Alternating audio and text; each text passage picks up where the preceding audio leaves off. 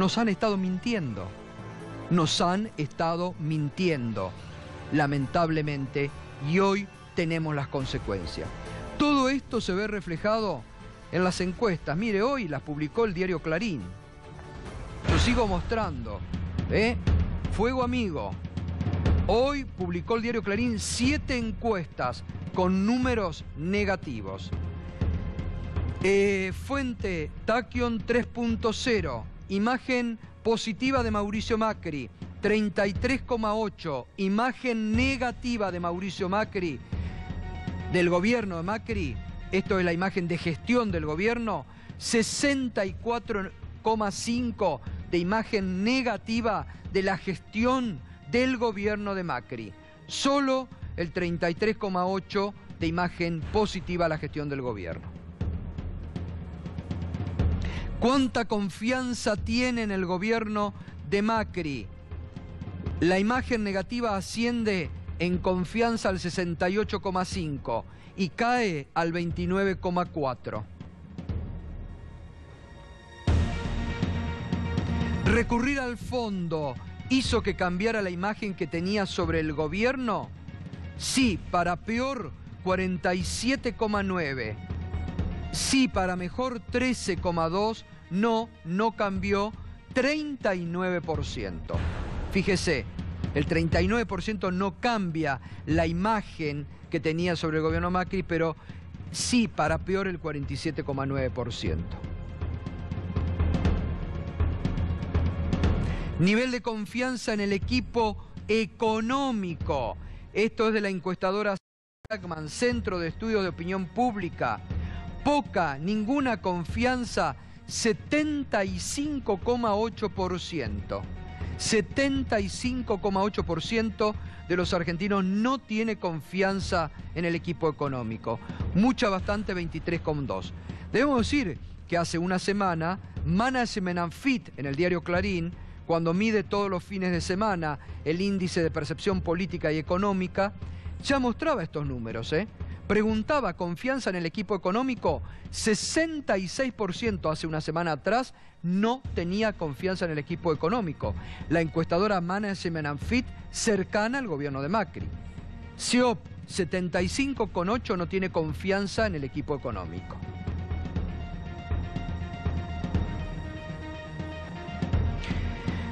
Evaluación de la situación económica del país, también en CEOP. Negativa, 73%, de los números más altos de los últimos tiempos del retorno a la democracia. Imagen negativa a 2 años y medio de comienzo del gobierno sobre la situación económica del país. Positiva, solo un 25,3, no sabe, no contesta, 1,7. Evaluación de la situación económica personal. Cuando le preguntan, ¿y a usted cómo les va? 64,61% negativa. Dice, nos va mal, nos va peor que hace 2 años. Positiva, 31,3. Fíjense cómo se mantiene ese núcleo duro, ¿no? Que es el núcleo duro que acompaña al gobierno. 25-30%. Confianza en el gobierno para resolver problemas económicos. De Sinopsis, consultores. Le tiene desconfianza al gobierno para resolver la situación económica el 60% de los argentinos. Confianza al 37,8%. No sabe, no contesta, 2,2%. Sinopsis.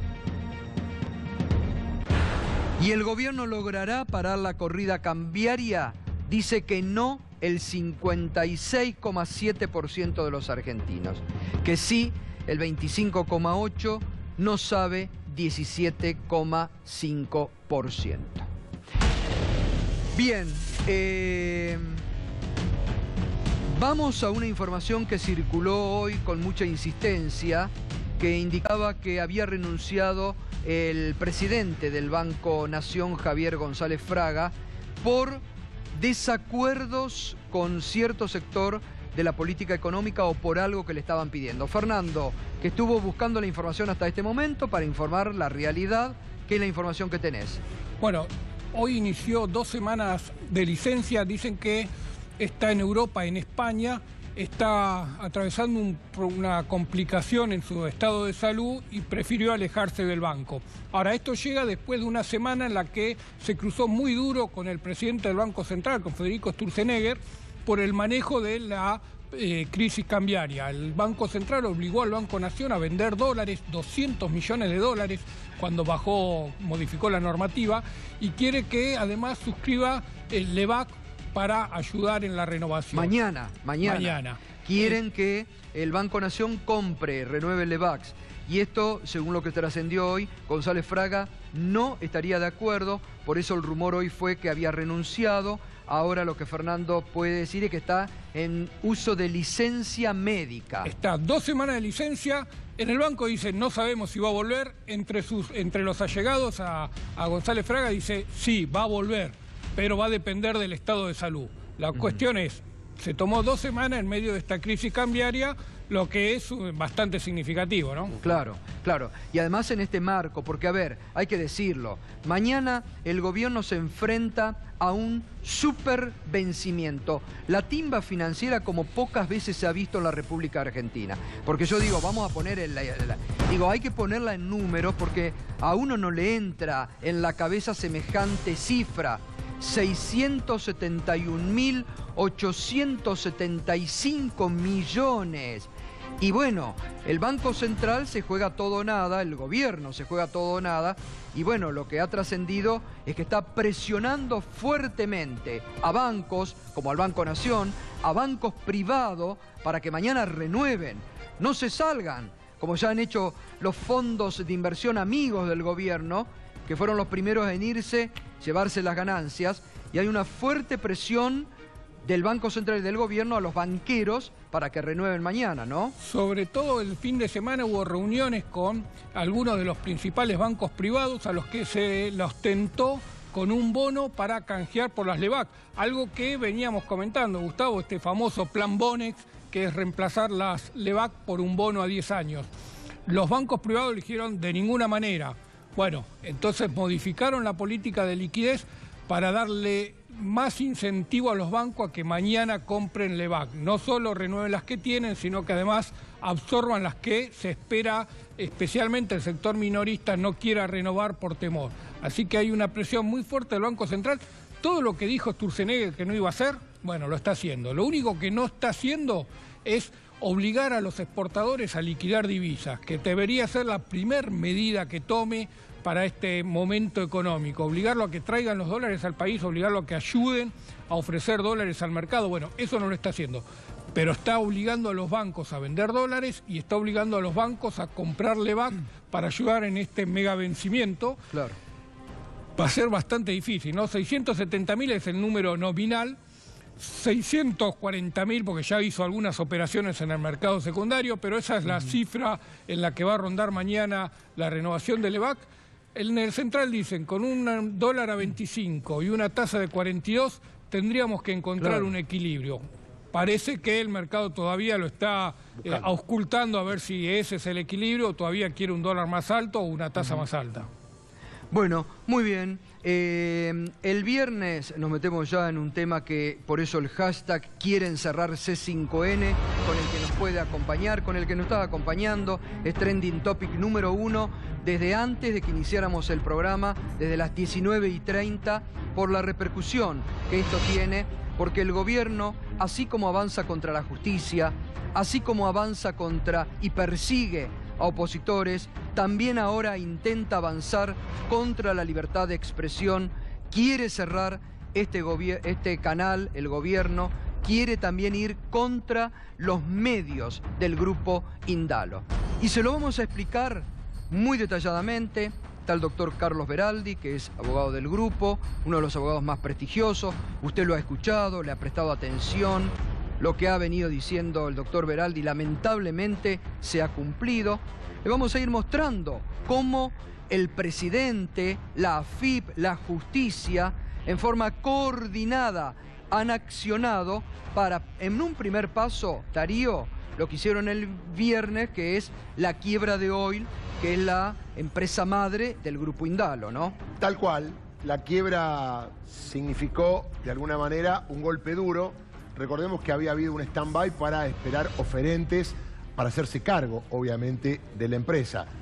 Hubo una oferta, otra se bajó, después se bajaron, pero ¿sabes qué pasa? Sale más barato comprar algo que está quebrado que algo que está funcionando. Y esto es parte de toda una maniobra, como explicabas vos, que tiene que ver con que los activos de la empresa se desvaloricen y que las mismas que se presentaron ahora, con menos dinero, sin la necesidad de pagarle a la AFIP, se puedan hacer cargo de las empresas. Lo que llama la atención es que la AFIP está para recaudar, a todo el mundo le quiere cobrar, y que en este caso no haya querido cobrar más allá de las ofertas que se hicieron de Oil Combustibles para poder pagar la deuda que tiene la AFIP, o mejor dicho, que tiene Oil Combustibles con la AFIP. Esto está claro, hay una deuda, se tiene que pagar, pero la AFIP no quiso cobrar y esto significó la quiebra de Oil Combustibles, que tiene el tema de que hay muchos compañeros trabajadores y que indirectamente puede afectar, como decís vos, a los medios de comunicación, que es el plato más fuerte que persigue el gobierno, más allá de Oil Combustibles, que es donde está el dinero, pero acá están las ideas, acá están las opiniones, y parece que a eso es lo que le molesta mucho más al gobierno. Y además le molesta al gobierno el crecimiento que ha tenido este canal, sobre todo en estos últimos meses, porque somos realmente el único medio, el único canal que ha ido con la verdad, con la realidad, que ha roto un relato mentiroso muchas veces. Siempre pongo el mismo ejemplo, que hubiera sido del caso Santiago Maldonado, si no hubiéramos estado nosotros para hacer caer las mentiras diarias y cotidianas que se inventaban sobre el caso Maldonado. Y con los datos de la realidad, con los datos de la justicia, con lo que íbamos conociendo, íbamos desmantelando las mentiras que se iban creando. Esto fue reflejado, no lo decimos nosotros, nos llena de orgullo, porque usted le agradecemos que nos acompañe diariamente con el rating y que este programa lidere desde hace varios meses, como lideró durante todo el 2016, la franja de 20 a 22, y es el programa más visto de toda la televisión por cable en la República Argentina. Eso les molesta, no solamente al gobierno, les molesta también a otros medios competidores, que han pedido, lamentablemente, colegas que vienen pidiendo desde hace 2 años que cierren esta empresa. Es lo más lamentable, lo más vergonzoso y lo más bochornoso que haya colegas que hayan ido a la mesa de la señora y que hayan pedido que cierren este canal. Fíjese la nota de noticias, un medio con el cual no tenemos nada que ver, con viento de cola, remarcando el fin de semana lo que está logrando C5N y este programa, ganándole a la competencia de TN durante los meses de marzo. En abril hemos aumentado, en mayo venimos aumentando la audiencia. La semana pasada hemos tenido el 35% del total de audiencia de todos los programas de cable entre las 20 y las 22. Es decir, usted, gracias por acompañarnos, nos cree y por eso nos da y nos renueva la confianza diariamente. Mañana el doctor Carlos Beraldi va a hacer una presentación de más de 35 carillas frente a la justicia, donde no solamente va a recusar a los integrantes de la Cámara de Casación que mandaron nuevamente en un fallo insólito a la cárcel a los dueños de este grupo de comunicación, Cristóbal López y Fabián de Sousa, sino que va a avanzar justamente y mostrar cómo se ha articulado todo esto para no solamente llevar a la quiebra a Oil, sino ir por los medios del Grupo Indalo. Vamos al primer destacado de lo que, y ahora vamos a ir hablando ya con el doctor Beraldi, con Leopoldo Moró, que también ha planteado el tema en la Comisión de Defensa de la Libertad de Expresión de la Cámara de Diputados. Dice en esta recusación el doctor Carlos Beraldi: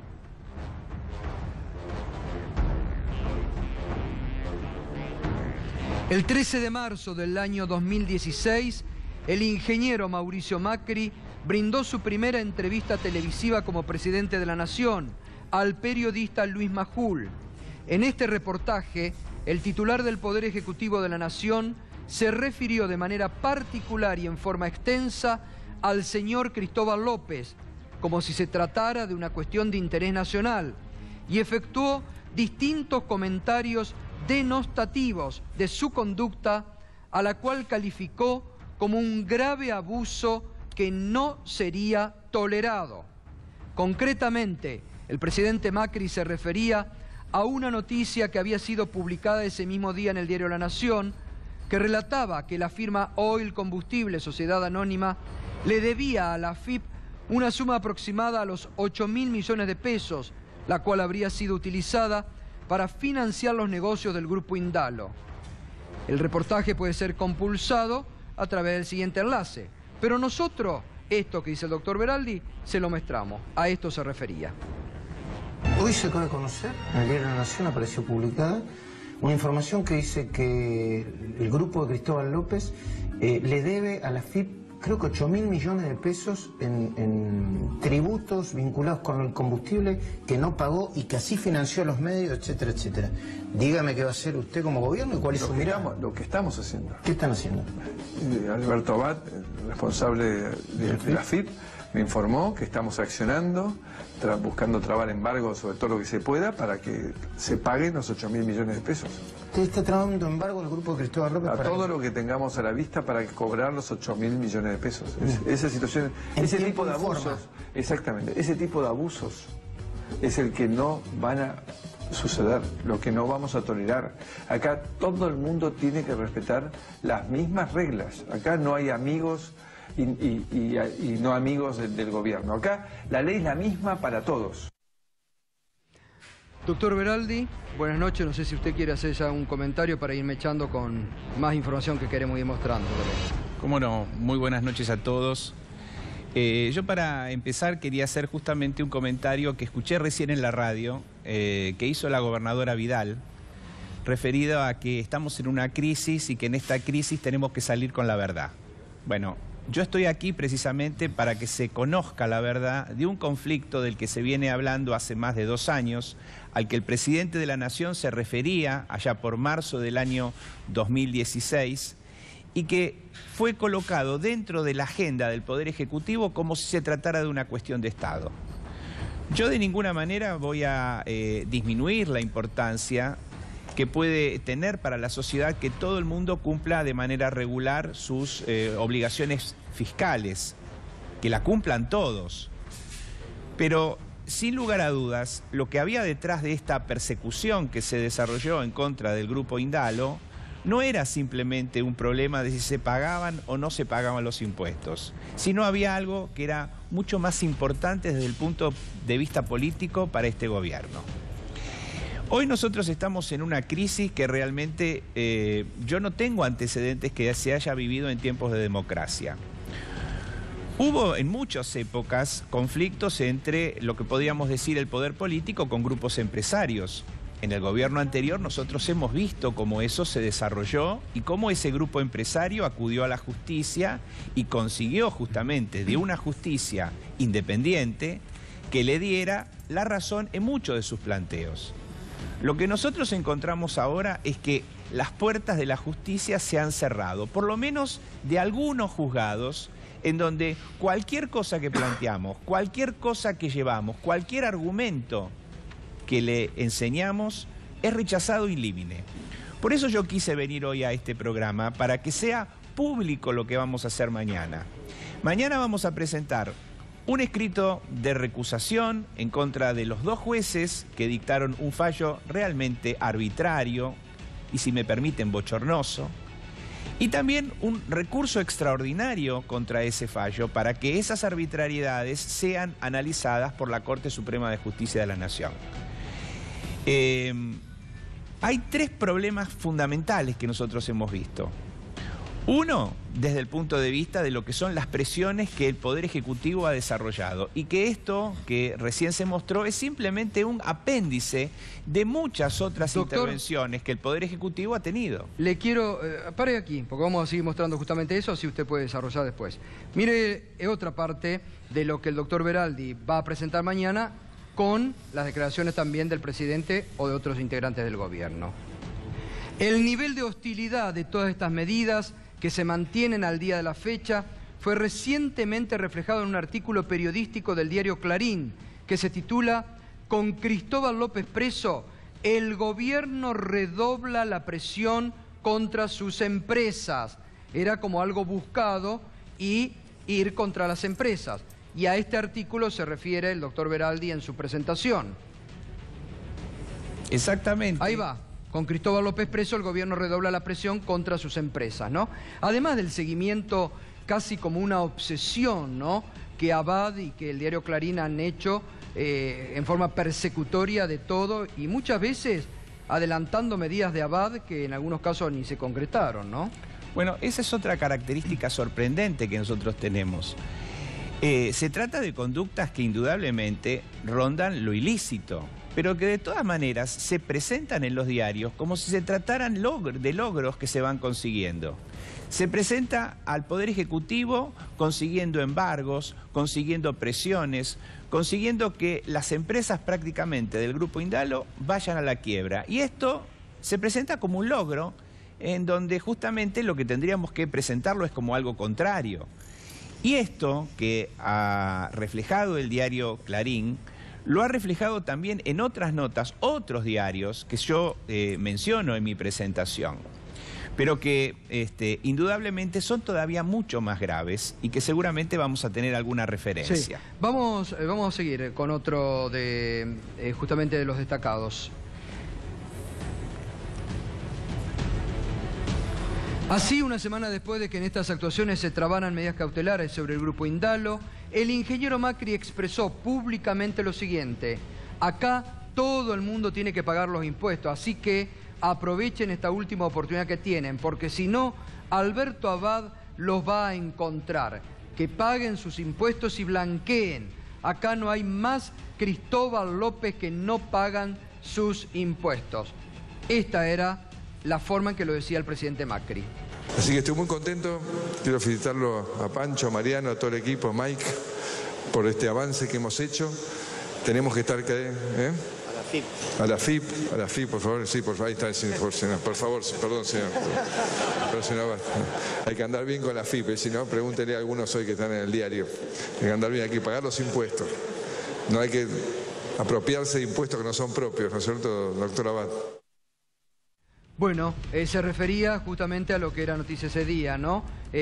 Macri, acá no hay más Cristóbal López que no pagan sus impuestos, que reporta aquellos dichos con énfasis propio, ¿no? Pero hay más, además, ¿eh? Macri nuevamente con el periodista Luis Majul.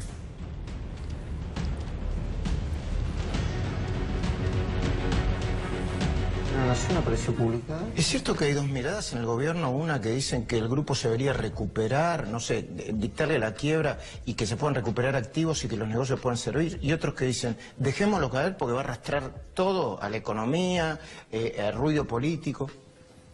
Yo tomé una única posición desde el día cero. Es velar por recuperar lo más posible para los argentinos.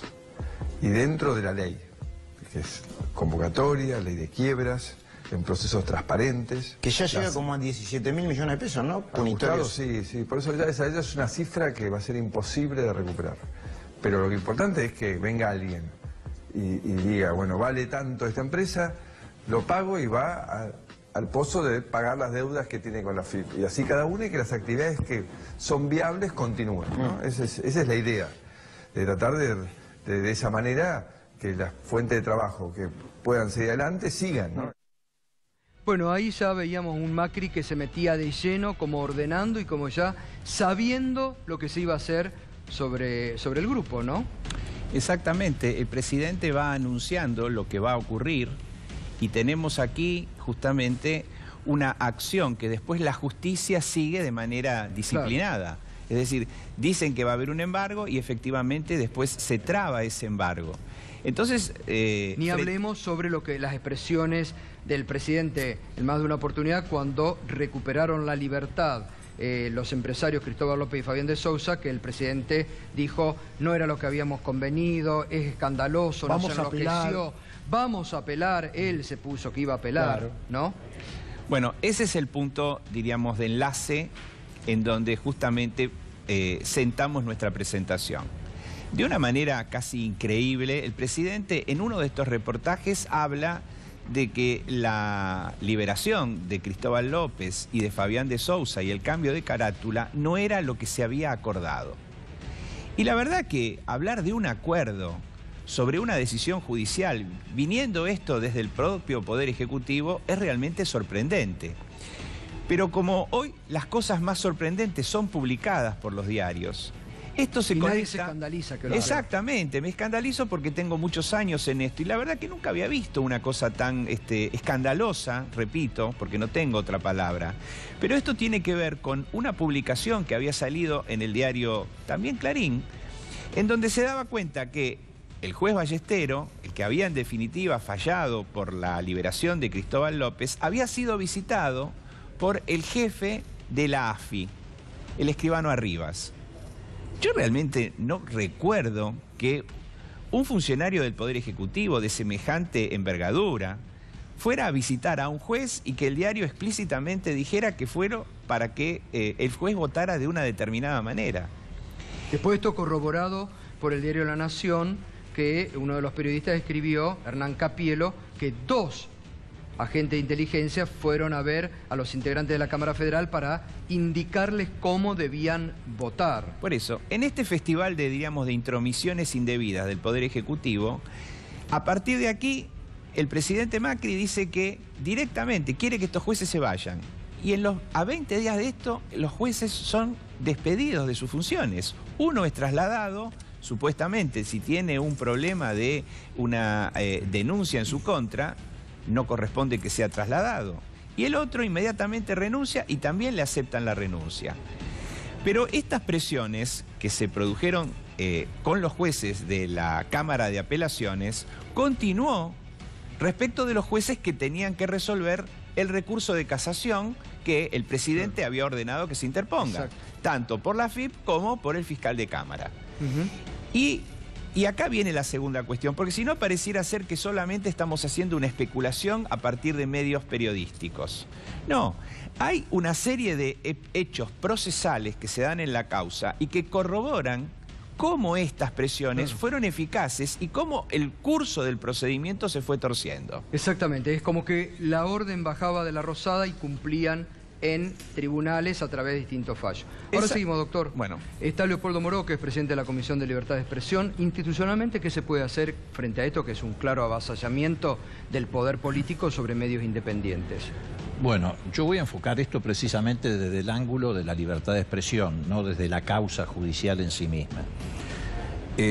Bueno, en primer lugar, ya hemos presentado un proyecto la semana pasada, creo que el viernes 11, de repudio a la detención de los dueños del grupo Indalo. ¿Por qué? Porque es evidente que se trata de una persecución política enmascarada en una decisión judicial. Persecución política que tiene como objetivo limitar la pluralidad de voces. Y el límite a la pluralidad de voces implica un ataque directo a la libertad de expresión. No hay libertad de expresión con hegemonía de voces. Hay libertad de expresión en la medida en que hay pluralidad de voces. Obvio. Además, esto es violatorio incluso de normas internacionales y de normas regionales. La Convención Americana de Derechos Humanos, en el artículo 3, inciso 3, establece claramente que una de las limitaciones a la libertad de expresión es precisamente la injerencia de los poderes ejecutivos en causas judiciales que están dirigidas contra medios de comunicación o propietarios de medios de comunicación. Vale hacer una aclaración. Nosotros lo que planteamos es, de ninguna manera nos entrometemos en el procedimiento judicial, esto es una cuestión de otra naturaleza. Nosotros decimos que lo que no puede ocurrir es que esté limitada la libertad ambulatoria de los propietarios de los medios de comunicación, porque apunta claramente a una actitud de censura o de persecución. Entre otras cosas, nos tomamos de un antecedente que me sugiero que sea analizado incluso desde el punto de vista judicial. ¿Ustedes recuerdan cuando fue detenida la señora Ernestina Herrera de Noble? Exacto. 17 de diciembre del año 2002. Fue detenida por el juez San Isidro Markevich, por el juez Markevich. Que después fue echado. Exactamente. Bien. Al día siguiente de esa detención, en una causa penal, no vale la pena... al día siguiente, los medios de comunicación del Grupo Clarín plantearon esto como un ataque a la libertad de expresión, más allá de la naturaleza de la causa penal. Y es más, argumentaron frente a la Cámara, que le dio la libertad creo que 6 días después, argumentaron, los que representaban a la señora de Noble, no solo desde el punto de vista vinculado estrictamente al delito que se le imputaba, sino a la naturaleza que tenía en términos de persecución a la libertad de expresión, esa detención, que es lo que está en discusión acá, la detención preventiva de Cristóbal López y de Sousa, reitero, desde el punto de vista de lo que es la defensa de la libertad de expresión. Entonces nosotros recogemos parte de esos argumentos. La jurisprudencia de ese caso. La jurisprudencia de ese caso, y decimos, sí, efectivamente. Pero además está... Es más, y además, por supuesto... Leopoldo, está la propia ley... Intervino la CIP, claro, sí. Intervino ADEPA, es decir, claro. Porque efectivamente, desde ese ángulo, podía interpretarse como un intento de limitar la expresión de un grupo empresario periodístico. Está bueno que no cite los delitos, porque esto va más arriba. Claro, ahí no hablas ni del delito de la señora de Noble, que no lo cometió, ni tampoco de este delito que está en trámite. Pero con un agravante que acaba de señalar el doctor Veraldi. En aquella oportunidad, creo que era presidente Duhalde, sí, por la fecha. Y no era el kirchnerismo, vamos a aclarar. Claro, no era el kirchnerismo, era presidente Duhalde. Por supuesto, el presidente Duhalde ni hizo mención a la causa, porque lo insólito de todo esto y lo que afecta efectivamente el ejercicio de la libertad de expresión y el derecho a la información es la intervención del presidente de la Nación, que de manera muy desembosada dice, bueno, a este grupo, por supuesto, y con distinta vara, porque él dice hay que cobrarle impuestos, bueno, que empiece el correo por devolverle a los argentinos lo que le debe. Todos sabemos lo que el grupo Macri le debe a la sociedad argentina en materia fiscal. Pero además te voy a dar otro dato. Pero además, Leopoldo, hay que ir con una ley, pero hay que ir con una ley que hizo Mauricio Macri siendo jefe de gobierno porteño. Pero además te voy a decir, ¿no? Este no es el único medio que está en esas dificultades. Sí es el de mayor tamaño. Pero el Estado no interviene en otras circunstancias. Por ejemplo, Radio El Mundo, que está acá al lado. Radio El Mundo no le paga al personal, no paga cargas sociales, no paga IVA, no cumple con ninguna obligación de carácter fiscal, ninguna. El ENACON no se mete con Radio El Mundo, nadie se mete con Radio El Mundo. Entonces digo, es evidente... Los colegas de Radio del Plata que están pasando por una situación que le han rebajado 50% yo te podría hacer una larga en Radio América nadie se metió y desapareció. Radio América desapareció, etcétera.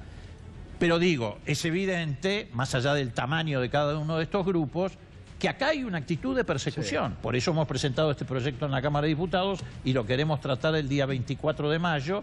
Y además vamos a acudir a los organismos internacionales. Eso porque es importante. Claramente hay una actitud persecutoria donde interviene el Poder Ejecutivo manipulando, como acaba de señalar el doctor Veraldi, al Poder Judicial. A la justicia, claro. Durante el fin de semana también el Manifiesto Argentino, que es un grupo muy grande con representatividad de toda la Argentina, que nació allá por el 2001, pero que ha tomado mucho impulso, justamente también hizo este durísimo documento. El Manifiesto Argentino ante la declaración de quiebra de Oil Combustibles, principal compañía del Grupo Indalo, junto a todos los ciudadanos que conformamos el campo nacional y popular, repudiamos enfáticamente la nueva burda maniobra del partido judicial que tiene por objeto acallar indirectamente a uno de los pocos grupos de medios de comunicación disidentes e impermeables a la cooptación de parte del Poder Ejecutivo Nacional y sus mandantes. Después se expresa a través de una caricia, un documento muy duro,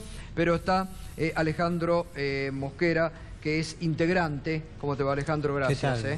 Que, bueno, redactaron este duro documento, ¿no? Con una preocupación y siguiendo el razonamiento que estaba haciendo recién Leopoldo y ante los otros intervinientes.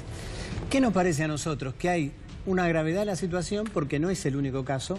Hay algo sistemático de este gobierno de perseguir a las voces que cuestionan el modelo político, económico y social que están llevando a cabo.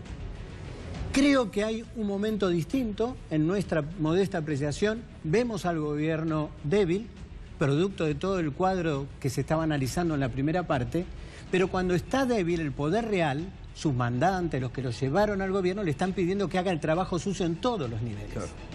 Y el trabajo sucio significa ir al Fondo Monetario y después respetar las condicionalidades que nos ponen, es justamente llevar el precio del dólar a lo que lo están acompañando ellos, a eso y producir el ajuste.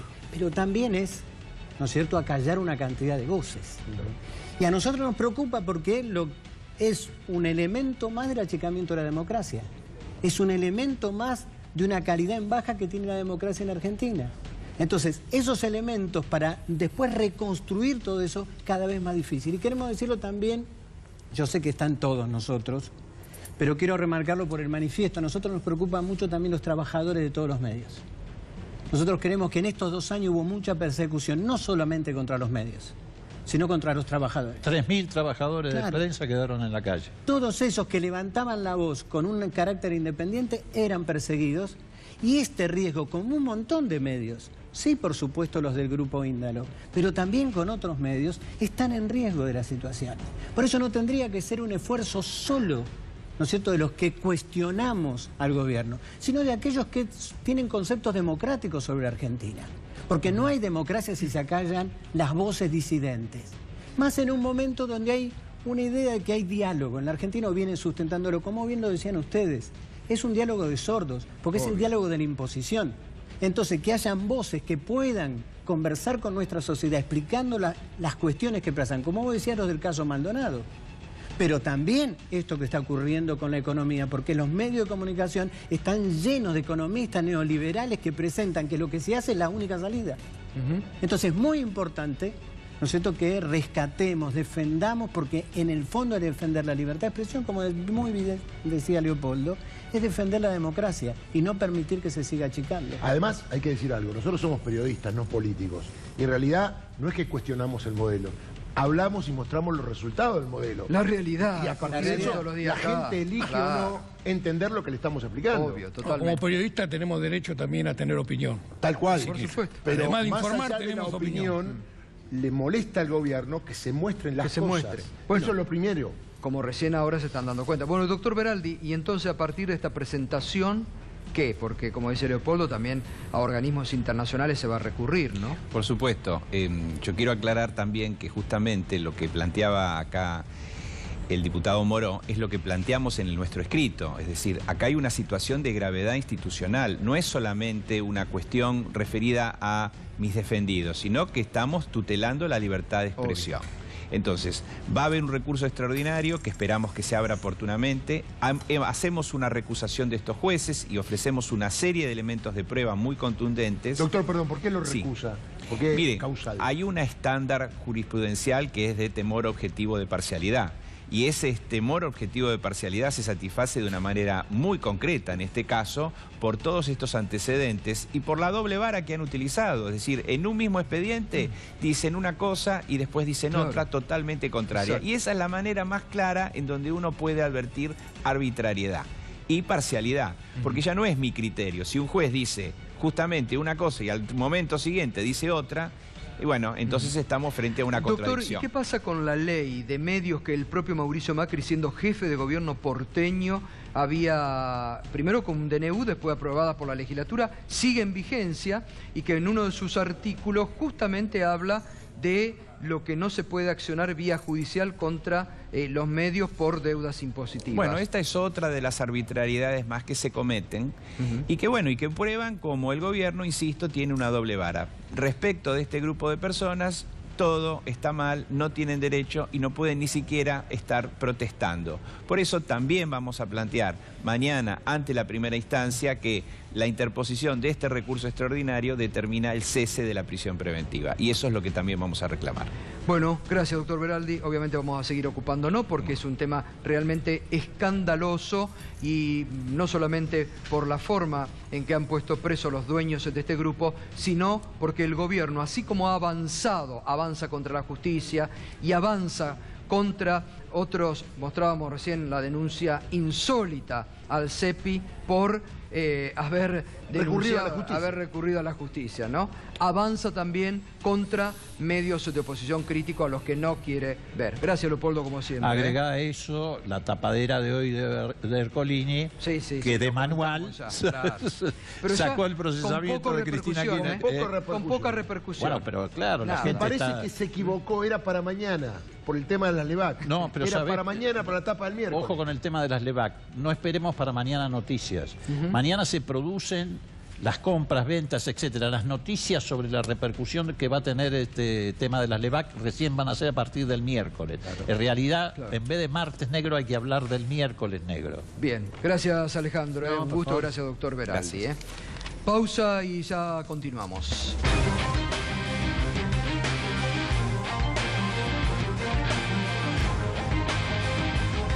Bueno, muchas gracias por acompañarnos. Ya es momento el que se viene de ese loto con Desafío 2018. Hemos tocado desde las 20 hasta las 22, hasta este momento, todo el tema económico, todas las repercusiones. Recién nos ocupábamos de los dueños de este grupo de comunicación presos y lo que el gobierno quiere hacer, cerrar estos medios de comunicación porque le molestan al gobierno.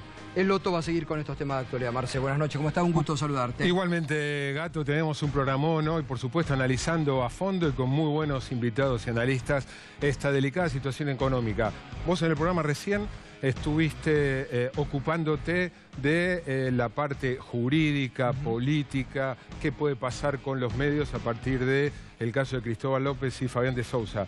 Te invito a que nos ocupemos unos breves instantes a la parte humana.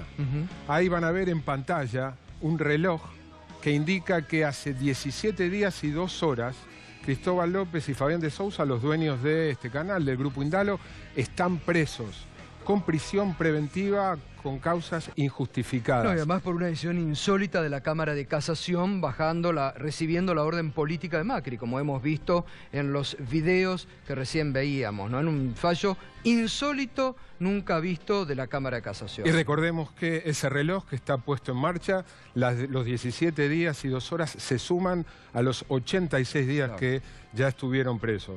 Me parece que es momento de dedicarle una atención a la parte más humana de este drama. Bueno, buen programa, Marcelo. Gracias, Gato.